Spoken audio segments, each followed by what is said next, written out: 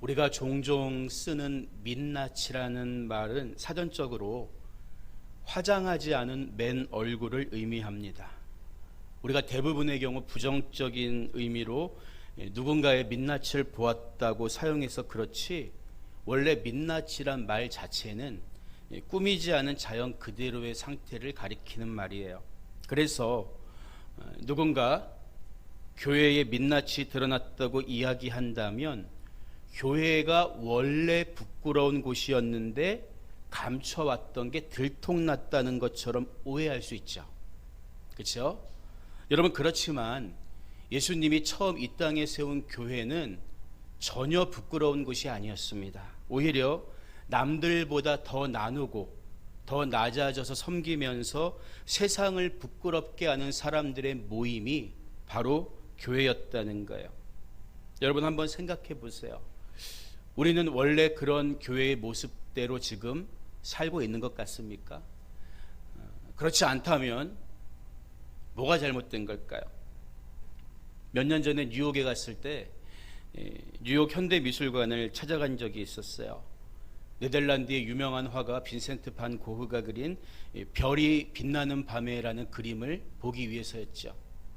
세계인이 가장 좋아하는 이 그림이 이 고흐가 그린 별이 빛나는 밤에라고 하더라고요. 사람들 틈에 서서 한참 동안 바라본 그 그림은 굉장히 인상 깊었어요. 제가 그림에 대해서는 문외한이지만 이 유화의 그림, 이 두꺼운 이 물감을 써서 터치한 그 자국이 사진으로는 잘 느껴지지 않는데 앞에서 그 그림을 바라보니까 그림을 잘 모르는 저도 압도당할 수밖에 없었습니다.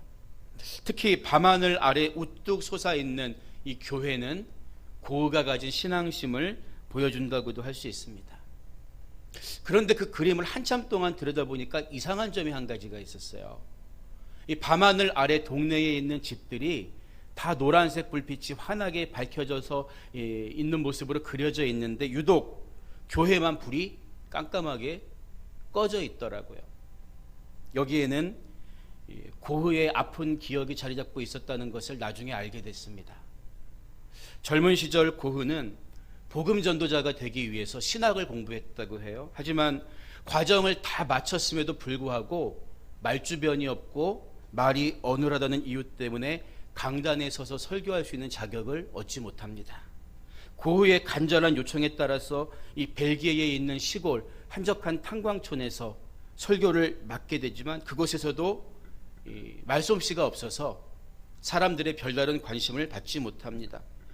그래서 고흐는 그들의 마음을 얻기 위해서 광부들이 일하는 이 탄광갱도 아래로 들어가서 그들과 함께 먹고 자면서 섬김의 생활을 합니다. 사람들은 점차 그에게 마음을 열었고 고흐에게는 선한 사마리아인이라는 별명도 생기게 되죠.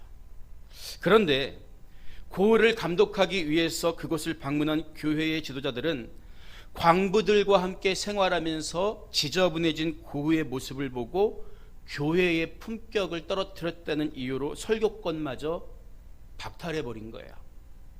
나중에 쓴 편지에서 고흐가 얼마나 마음의 상처를 받았는지, 간절한 마음이 들 때는 교회에 가기보다는 차라리 밖에 나가서 별을 그린다, 이렇게 자기 심정을 토로했어요. 고흐는 자신이 교회로부터 받은 아픔과 상처를 별이 빛나는 밤에라는 그림을 통해서 표현했던 거죠. 뾰족한 첨탑이 찬란한 하늘에 닿아 있지만 불이 꺼져버린 어두운 교회를 통해서 말이죠. 여러분, 사실 기독교가 처음 세상에 등장했을 때 사람들은 충격을 받았어요. 왜냐하면 자신들이 세상을 살아가는 방식과 너무나 다른 방식으로 그리스도인들이 세상을 살아갔기 때문입니다. 그래서 뒤틀려진 기독교라는 책을 쓴 프랑스의 자크 엘윌은 원래 기독교의 본질은 세상을 뒤집는 것이었다, 이렇게 표현하고 있어요. 무슨 말이냐 하면 기독교인들은 세상의 주인 행세하는 만몬, 곧 돈을 뒤집는 삶을 삽니다. 가진 것을 나눠 쓰고 통용하면서. 또 기독교는 세상을 자기 발 아래에 둔 로마 황제의 권력조차 뒤집어 버려요. 권력에 아부하지 않고 황제 숭배를 끝까지 거부하는 모습을 통해서. 그래서 당시 세상 물정을 모르는 지독한 그리스도인이라는 경멸 어린 소리를 들어야 했던 것입니다. 여러분, 그런데 세상을 뒤집어 놓았던 기독교가 다시 뒤집어진 거예요. 그래서 이제는 세상과 큰 차이가 느껴지지 않는 거죠. 동의가 되시나요, 여러분?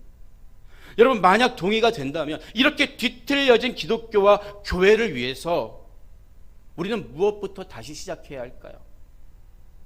성경에 그 대답이 나와 있는 거예요.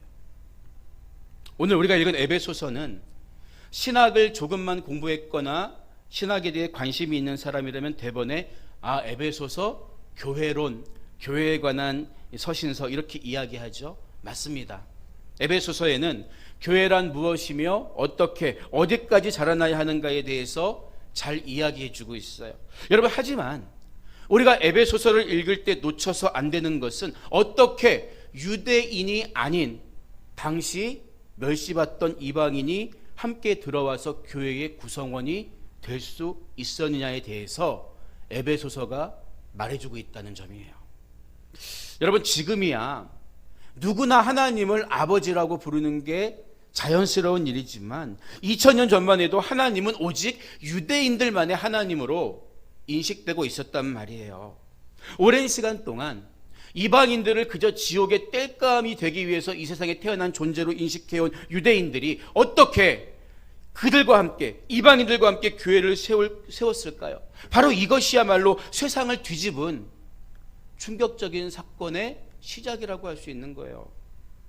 그런 맥락에서 본문 19절을 보면, 그러므로 이제부터 너희는 외인도 아니요 나그네도 아니요 오직 성도들과 동일한 시민이요 하나님의 권속이라, 이렇게 이야기하고 있는 거예요. 여기서 너희란 물론 이방인들을 가리키죠. 과거에는 그런 이방인들이 외국인들이나 나그네처럼 떠돌이 취급을 받았는데 이젠 동일하게 하나님 나라의 시민이 되었고 더 나아가서 권속이 되었다, 이렇게 바울이 표현하고 있어요. 여러분, 권속이란 말은 옛날 대가족 시대에는 자주 쓰던 말이지만 요즘처럼 핵가족 시대엔 잘 쓰지 않는데, 이 권속이란 말의 사전적인 의미는 한 가장이 다스리는 집에 있는 모든 식구들, 이런 의미예요. 쉽게 말해서 예수님을 구주로 영접했다면 유대인이든 이방인이든 그 신분이 이제는 똑같이 하나님을 아버지라 부를 수 있는 식구가 되었다. 우리 교회는 바로 그런 공동체다, 이렇게 이야기해주고 있는 거죠. 여러분, 신기하잖아요. 오랜 시간 동안 이방인들을 멸시하고 유대인과 이방인들이 반복하며 지내왔는데 어떻게 하루아침에 이런 일이 생길 수가 있었을까요? 그것은 바로 이 땅의 평화의 왕으로 오신 예수님이 사람들 사이에 보이지 않게 막혀있던 모든 장벽을 십자가에서 다 허물어 버리셨기 때문입니다. 그래서 로마서 3장 21절 이하의 말씀을 보면요, 이제는 율법 외에 하나님의 한 의가 나타났으니 율법과 선지자들에게 증거를 받은 것이라 곧 예수 그리스도를 믿음으로 말미암아 모든 믿는 자에게 미치는 하나님의 의인이 차별이 없느니라. 차별이 없느니라, 이렇게 선언하고 있는 거예요. 구약 시대에는 율법을 받은 유대인과 율법이 없는 이방인 사이에 장벽이 있었지만 예수님이 오셔서 십자가를 통해 이 둘이 한 몸으로 이제는 믿음으로 하나님께 나아갈 수 있는 새로운 길을 만들어 주셨다는 거예요. 여러분, 그렇기 때문에 교회는 남자든 여자든 부하든 가난하든 많이 배웠든 못 배웠든 하나님 안에서 모두가 차별이 없는 동등한 자녀로 존중받는 것이, 이것이 원래 교회의 아름다운 민낯이었다. 성경은 이렇게 가르쳐주고 있는 거예요. 여러분, 이런 본래의 모습이 요즘 이 땅의 교회 안에 있습니까? 며칠 전에 한 권사님과 이야기를 나누었는데요, 나는 하나님만 심판할 수 있어, 이렇게 이야기하는 목사님들을 보면 너무나 화가 나고 속이 상하다는 거예요. 잘못이 발각되면 처음엔 부인하다가 나중에는 뻔뻔해지는 분들이 있죠. 나는 하나님이 심판해, 다윗도 사울 안 죽였어 이러면서. 한때 귀하게 받았던 지도자들의 몰락을 바라보는 것은 너무나 가슴 아픈 일이에요. 여러분, 그런데 잘 생각해 보세요. 어느 집단이든지 빌런들은 있어요. 일탈자들은 다 있기 마련입니다. 그렇기 때문에 우리가 정말 관심 있게 봐야 하는 것은 한 개인의 몰락을 바라보고 교회의 타락을 이야기할 게 아니라, 타락한 개인이 아니라 교회가 그런 일탈을 제도적으로, 이 구조적으로 방조하고 있지는 않은가, 뭔가 이 제도가 잘못되어 있지는 않은가, 그 점을 주의 깊게 봐야 하는 거예요. 원래 교회는 차별과 장벽이 없는 곳인데 지금 교회의 모습을 가만히 보면 보이지 않는 알력들, 보이지 않는 서열이 교회 안에 존재하고 있기 때문이에요. 그건 주님이 세운 교회의 본래 민낯이 아니라는 거예요. 그래서 바울은 우리가 교회가 어떤 구조를 가져야 하는가에 대해서 이해하기 쉽도록 교회를 하나의 건축물에 빗대어서 설명해 주고 있어요. 교회를 건물로 표현하자면 사도들과 선지자들의 터 위에 세워졌는데 모퉁이 돌은 예수 그리스도시고 건물의 재료는 바로 우리 성도들이라는 거죠. 먼저 본문 20절 말씀을 보면 너희는 사도들과 선지자들의 터 위에 세우심을 입은 자라 그리스도 예수께서 친히 모퉁이 돌이 되셨느니라, 이렇게 이야기하고 있습니다. 여러분, 근데 주의해야 하는 게 유사한 비유가 기록된 고린도전서 3장 11절을 보면 이 터는 곧 예수 그리스도라, 이렇게 이야기하고 있어요. 파운데이션, 토대가 예수라는 거죠. 여러분, 그렇다면 오늘 본문은 터가 사도들을, 선지자들이라고 얘기하고 있는데 이 교회의 터가 사도들입니까? 아니면 예수님입니까? 이건 모순된 게 아니에요. 왜냐하면 오늘 본문에서 터로 번역된 데멜리오라는 헬라어는 이 터란 뜻 외에도 출발, 시작이라는 의미가 함께 있는 단어예요. 성경 전체의 숲에서 보면 모든 교회의 터, 파운데이션, 기초는 절대 사람이 될 수 없습니다. 오직 예수 그리스도가 교회의 터라는 거죠. 따라서 오늘 말씀은 모든 교회의 터가 되시는 예수님 위에 사도와 선지자들이 교회라는 건물을 쌓아 올리기 시작했다는 비유로 이해하면 해석이 어렵지 않아요. 이게 뭘 말해줄까요? 교회는 역사성이 있는 거예요. 정통성, 전통성이 있는 거예요. 어떤 사이비 이단 교주들의 주장처럼 내가 하루아침에 이걸 깨달아가지고 이제 교회가 시작된 거야, 이게 절대 아니라는 거예요. 전수받은 흐름이 있다는 거죠. 여기서 우리가 주목해야 하는 것은 예수님이 모퉁이 돌이 되셨다는 표현입니다. 여러 번역본들을 보면 단순한 모퉁이 돌이 아니라 건물의 기초가 되는 모퉁이 머릿돌이 되었다, 이렇게 번역한 책도 있는데 머릿돌의 의미가 더 가깝습니다.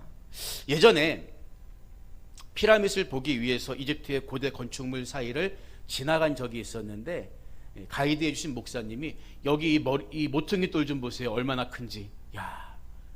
크기가 거의 2m 가까이 되는 모퉁이 돌도 있는 거예요. 어마어마해서 깜짝 놀란 적이 있습니다. 이 고대 건축물에서 모퉁이 돌은 특별한 역할이 있어요. 바로 이 벽과 벽이 만나는 지점에 지탱할 수 있는 커다란 돌이었어요. 그래서 건물을 짓는 사람들이 이 기초석이 되는 머릿돌이 되는 모퉁이 돌에다가 자기 이름을 새겨서 이것이 내 건물이다, 이렇게 표시하기도 했다는 거죠. 그 모퉁이 돌이 누구라 그랬어요? 예수님이라 그랬죠. 교회의 머리가 되실 뿐만 아니라 이 교회의 주인이 누구란 말이에요? 예수님이란 말이죠. 여러분, 설교 잘하고 능력 있고 인기 있는 스타 목사가 주인이 아니에요. 힘 있는 장로나 직분자 마음대로 하면 안 됩니다. 정치하는 사람들이나 자기 이익을 남기려는 사람들의 손에 교회가 휘둘려서는 안 되는 거예요. 그렇기 때문에 우리는 오늘 성경을 통해서 교회의 원래 민낯, 교회의 정체성이 두 가지라는 사실을 알 수 있어요. 한 가지는 교회는 예수님이 주인이시다. 또 한 가지는 교회 안에는 어떤 장벽과 차별도 없어야 한다. 이게 원래 교회의 모습이라는 거예요. 바울은 건물에 비유했지만 사실 교회는 사람들의 모임이잖아요.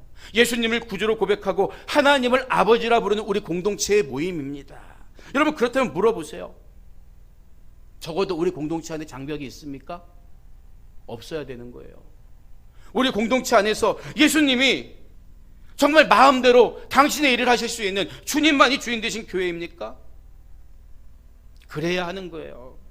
우리 교회뿐만 아니라 이 세상에 예수 그리스도를 구주로 고백하는 모든 교회들이 바로 이 두 가지 정체성을 가지고 연합해야 합니다.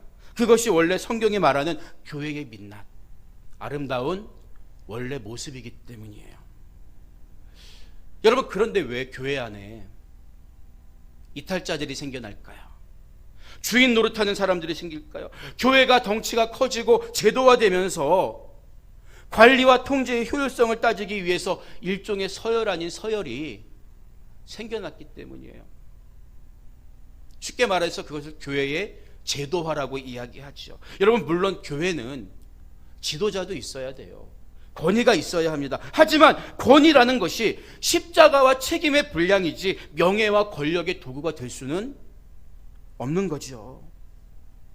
왜 교회가 세상으로부터 손가락질을 받을까요? 밤낮 사랑을 이야기하지만 교회 안에서 차별이 있어요. 장벽이 있어요. 교회 안에서조차 집단 간의 알력과 편가름의 정치가 자행되고 있잖아요. 여러분, 하지만 이런 것들은 인간의 세속적인 욕심일 뿐 교회의 주인 되시는 예수님의 관심과는 전혀 상관없는 잘못된 것이라는 거죠. 올해 초 우리는 믿기 힘든 뉴스를 봤어요. 국내 굴지의 건설회사가 시공을 맡은 광주에 있는 아파트가 공사 도중에 힘없이 무너져 내린 거예요. 그 이유에 대해서 여러 가지 해석들이 있지만 전문가들의 공통된 의견은 두 가지로 요약될 수 있습니다. 첫째는 공사 속도가 너무 빨랐다는 거예요. 두 번째는 관행적인 하청업체 몰아주기, 불법 시공이 문제였다는 거죠. 무슨 말이냐 하면 겨울철에는 콘크리트가 굳는 데 시간이 더 걸리기 때문에 작업 시간이 길어질 수밖에 없죠. 그런데 현장에서는 2주가 걸려야 되는 작업을 불과 6일 만에 진행했고 콘크리트가 마르기도 전에 층을 계속 쌓아 올린 증거가 나왔다는 거예요. 또 무분별하게 관행적으로 하청업체에다가 일을 맡기는 이 건설업체의 관행으로 인해서 작업의 안전성과 전문성이 떨어져서 결국 붕괴되고 말았다는 거죠. 여러분, 그런데 이게 비단 건물만의 문제일까요? 물난리가 나면 마실 물이 없다는 말 들어보셨습니까? 이게 얼마나 역설적이에요. 사방이 물천지인데 마실 물이 없어요. 한때 우리나라에 있는 신학생 숫자가 전 세계에 있는 신학생 숫자를 합친 것보다 많은 적이 있었습니다. 지금도 치킨집만큼이나 많은 게 교회의 숫자라고 해요. 그만큼 짧은 시간 안에 우리 한국교회는 성장해 왔고 해외의 선교사들을 경쟁적으로 파송하면서 스스로 고무된 적도 있었습니다. 그런데 왜 우리는 빛과 소금의 역할을 감당하지 못하고 있을까요? 아니, 이제는 우려 섞인 시선과 손가락질을 받아야 하는 걸까요? 원래 우리의 아름다운 민낯, 원래 주님이 세우신 교회의 아름다운 모습을 잃어버렸기 때문이죠. 그러나 방법과 절차를 무시하면 건물이 무너지는 것처럼 세속적인 교회는 아무리 크고 사람이 많고 화려해 보여도 모래 위에 지은 집처럼 홍수가 나면 다 무너질 수밖에 없는 거예요. 안타까운 이야기죠. 어떤 분들은 그래요. 야, 교회가 8만 개가 넘는데 그 중에 몇 교회만 그런 거 아니야? 맞습니다. 맞아요. 근데 문제는 뭐예요? 우리 몸에도 주요 장기가 있어요. 뇌나 심장 같은 주요 장기가 기능을 못하면 나머지는 무용지물이 되거나 힘을 못 씁니다. 안타까운 것은 소수의 몇 교회일지 몰라도 우리나라에서 주요 장기의 기능을 감당해야 하는 교회들이 병들어 있다는 게, 이게 정말 문제잖아요. 단순히 몇 교회의 문제가 아니라 정말 많은 역할을 감당해야 할 교회들이 그 기능을 감당하지 못하고 있다는 것이 우리가 정말 아파해야 되는 지점이라는 거예요. 저는 이 시대에 그래서 교회를 염려하는 많은 분들의 글을 읽고 이 문제로 아파하는 사람들과 종종 이야기를 나눕니다. 여러분, 아마 여러분도 마찬가지일 거예요. 걱정과 염려가 되셔서 그런 말씀들을 하시는 거죠. 여러분, 그런데 걱정과 근심만으로는 주님의 교회가 다시 회복될 수 없다는 거예요. 우리는 그 시간에 차라리 우리가 할 수 있는 일을 해야 합니다.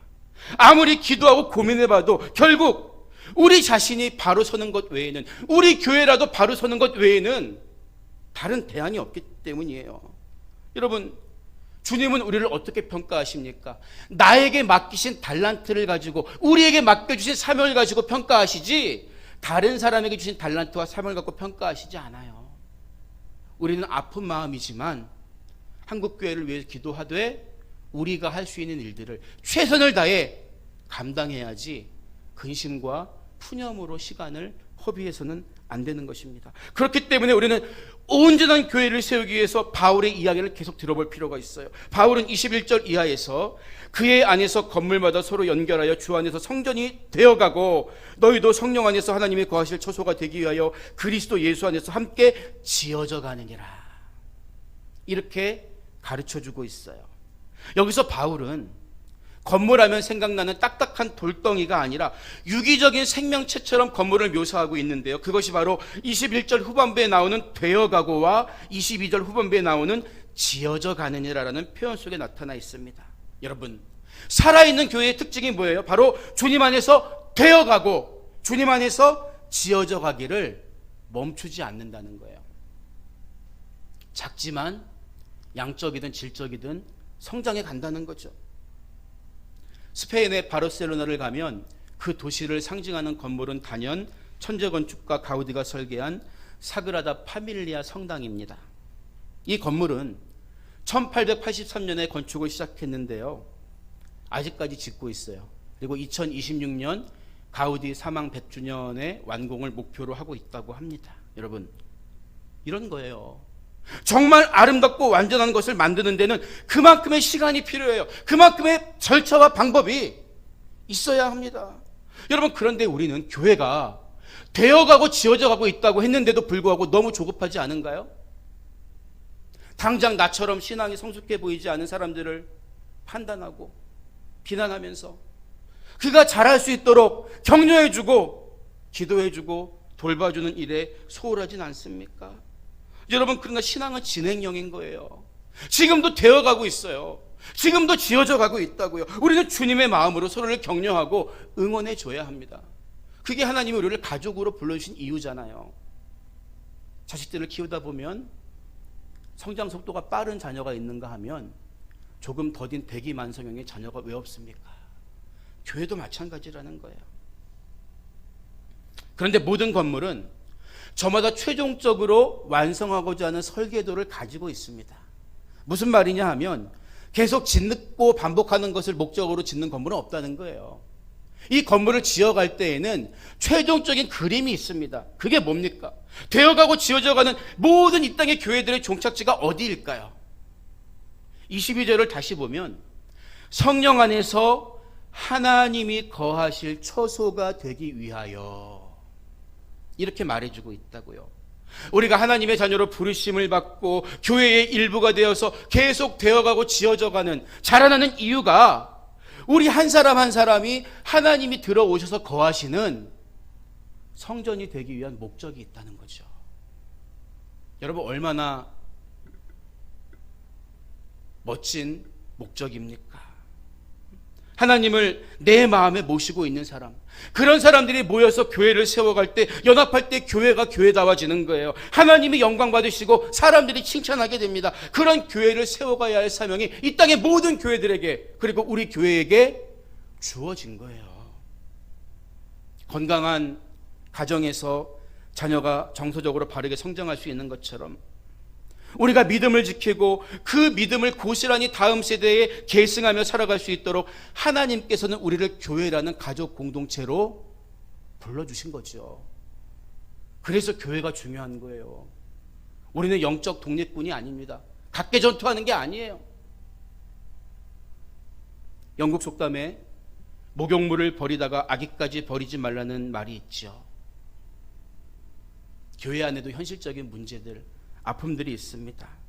여러분, 그러나 아무리 그런 문제가 있을지라도 교회는 하나님의 선물이고 주님의 몸입니다. 교회의 민낯을 보고 낙심한 적이 있다면 이제는 원래 교회가 가지고 있었던 아름다운 민낯을 우리들이 도로 찾아내야 하는 거죠. 주님 안에서 모든 장벽이 무너진 교회, 오직 주님만이 주인 되시는 교회를 이제부터 우리가 온전하게 만들어가면 되는 거예요. 오늘 말씀을 마무리합니다. 연세대학교 김동길 명예교수는 나이 들미 고맙다란 책에서 이런 이야기를 합니다. 독립운동에 참여했던 민족대표 33명 중에 왜 변절자가 많이 나왔는가를 나는 요즘 깨닫습니다. 그들에게 희망이 없었다는 것, 즉 언젠가 이 나라의 해방이 오리라는 믿음이 없었다는 것이 변절의 이유입니다. 이와 달리 한용운 선생이나 이승훈 선생 같은 분들은 끝까지 변절하지 않고 애국자로서 자신의 생을 영광스럽게 마쳤지요. 아무려면 일본이 한반도를 영원히 지배하겠는가?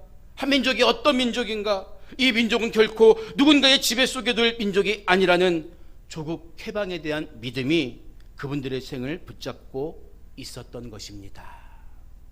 이런 말을 했어요. 여러분, 지금처럼 교회들이 연합하기 어렵고 무엇을 해야 할지, 어떻게 다음 세대를 준비해야 할지 모르는 팬데믹 시대에 과연 교회의 소망이 있느냐고 묻는 분들이 있어요. 여러분, 그렇지만 역사 속에서 지금보다 더 심각했던 때가 없었을까요? 중세시대 흑사병과 농민전쟁을 비롯해서 백년전쟁과 아비뇽 유수 등 상상할 수 없는 혼란이 겹쳐 일어났던 시대에도 교회는 다시 자정되고 일어서면서 하나님의 영광을 드러냈습니다. 여러분, 우리도 하나님이 시퍼렇게 살아계시다는 믿음을 가져야 합니다. 지금도 하나님은 일하시고 당신의 사랑을 나타내신다는 사실을 소망으로 바라봐야 하는 거예요. 우리 교회 공동체가 세워지고 한마음으로 달려온 지 어느덧 37회가 되었죠. 저는 여러분과 함께하는 것이 요즘 너무나 행복합니다. 함께 찬양하고 예배드리면서 다음 세대를 위해 기도하고 헌신하는 모습이 바로 오늘 바울이 말한 되어가고 지어져가는 아름다운 모습이기 때문입니다. 교회 개혁은 거창한 게 아닙니다. 교회 개혁은 나의 개혁이에요. 나의 개혁과 다르지 않습니다. 지금까지 잘 달려온 것처럼 하나님이 거하실 처소가 되기 위해 서로 돕고 사랑하면서 다시 한마음으로 하나님과 하나님만 바라보며 달려나갈 수 있는 귀하고 복된 공동체가 되어주시기를 주님의 이름으로 간절히 부탁드립니다.